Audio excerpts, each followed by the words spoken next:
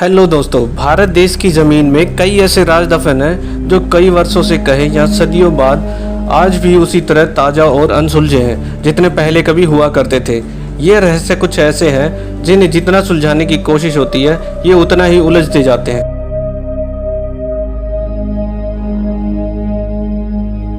तो दोस्तों, वीडियो में आगे बढ़ने से पहले अगर आप इस चैनल पर नए हैं तो चैनल को सब्सक्राइब कर देना और बेल आइकन को ऑन कर देना, जिससे मेरी आने वाली हर वीडियो का नोटिफिकेशन आपके पास सबसे पहले पहुंचे।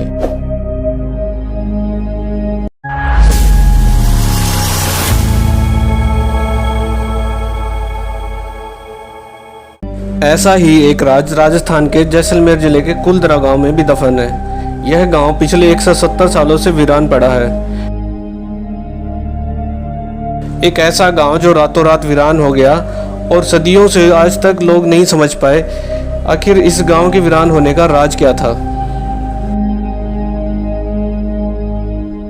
कुलधरा गांव के वीरान होने को लेकर अजीबोगरीब रहस्य है। दरअसल कुलधरा की कहानी शुरू हुई थी आज से करीब 200 साल पहले, जब कुलधरा खंडर नहीं था बल्कि आसपास के 84 गांव पालीवाल ब्राह्मणों से आबाद हुआ करते थे।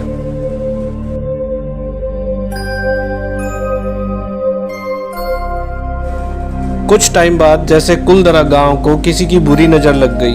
वो शख्स था रियासत का दीवान सालम सिंह। अय्याश दीवान सालम सिंह, जिसकी गंदी नजर गांव की एक खूबसूरत लड़की पर पड़ गई थी। दीवान उस लड़की के पीछे इस कदर पागल था कि बस किसी तरह से उसे पा लेना चाहता था। उसने इसके लिए ब्राह्मणों पर दबाव बनाना शुरू कर दिया। हद तो तब हो गई कि जब सत्ता के मद में चूर उस दीवान ने उस लड़की के घर संदेश भिजवाया कि यदि अगले पूर्णमासी तक उसे लड़की नहीं मिली तो वह गांव पर हमला करके लड़की को उठा ले जाएगा। दीवान और गांव वालों की ये लड़ाई अब एक कुंवारी लड़की के सम्मान की भी थी और गांव के आत्मसम्मान की भी। गांव की चौपाल पर पालीवाल ब्राह्मणों की बैठक हुई और 5000 से ज्यादा परिवारों ने अपने सम्मान के लिए रियासत छोड़ने का फैसला ले लिया।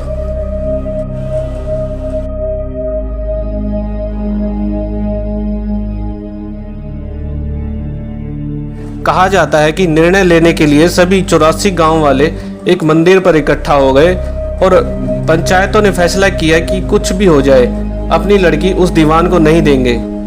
अगली शाम कुलधरा कुछ यूं वीरान हुआ कि आज परिंदे भी उस गांव की सरहदों में दाखिल नहीं होते।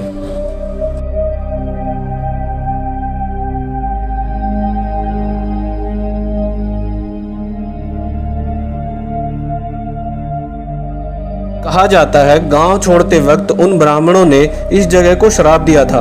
आपको बता दें कि बदलते वक्त के साथ साथ 82 गांव तो दोबारा बन गए, लेकिन 2 गांव कुलधरा और खांबा तमाम कोशिशों के बाद भी आज तक आबाद नहीं हुए। ये गांव अब भारतीय पुरातत्व विभाग के संरक्षण में है, जिसे दिन की रोशनी में सैलानियों के लिए रोज खोल दिया जाता है।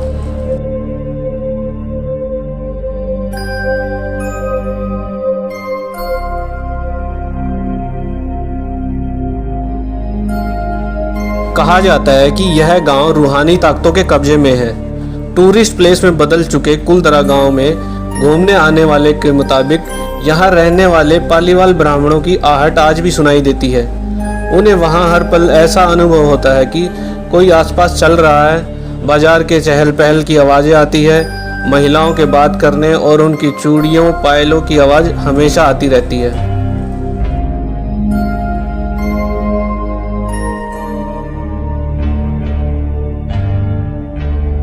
प्रशासन ने इस गांव की सरहद पर एक फाटक बनवा दिया है, जिसके पार दिन में तो सैलानी घूमने आते रहते हैं, लेकिन रात में इस फाटक को पार करने की कोई हिम्मत नहीं करता है।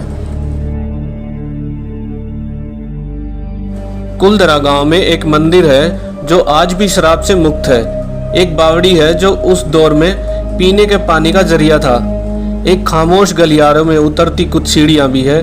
कहते हैं शाम ढलने के बाद अक्सर यहाँ कुछ आवाजें सुनाई देती है। लोगों का मानना है कि वो आवाज 18वीं सदी का वो दर्द है जिनसे पालीवाल ब्राह्मण गुजरे थे।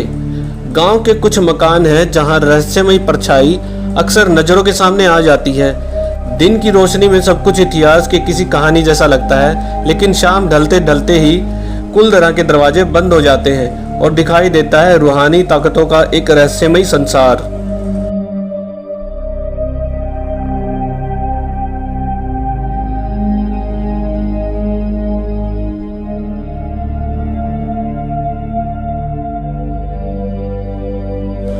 लोग कहते हैं कि रात के वक्त यहाँ जो भी आया वो हादसे का शिकार हो गया। मई 2013 में दिल्ली से भूत प्रेत व आत्माओं पर रिसर्च करने वाली पैरानॉर्मल इन्वेस्टिगेटर टीम ने कुलधरा गांव में रात बिताई। टीम ने माना कि यहाँ कुछ न कुछ असामान्य जरूर है। पैरानॉर्मल इन्वेस्टिगेटर टीम का ड्रोन कैमरा शाम के वक्त आसमान से कुलधरा गांव की तस्वीरें ले रहा था, लेकिन उस बावड़ी के ऊपर आते ही वो कैमरा हवा में गोते लगाता हुआ जमीन पर आ गिरा, जैसे कोई था जिसे वो कैमरा मंजूर ना हो। कुलधरा में आज भी राजस्थानी संस्कृति की झलक मिलती है।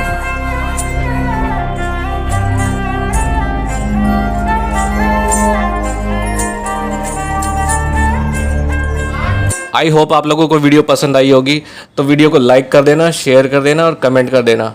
मिलते हैं आपसे नेक्स्ट वीडियो में, तब तक मस्त रहिए, स्वस्थ रहिए।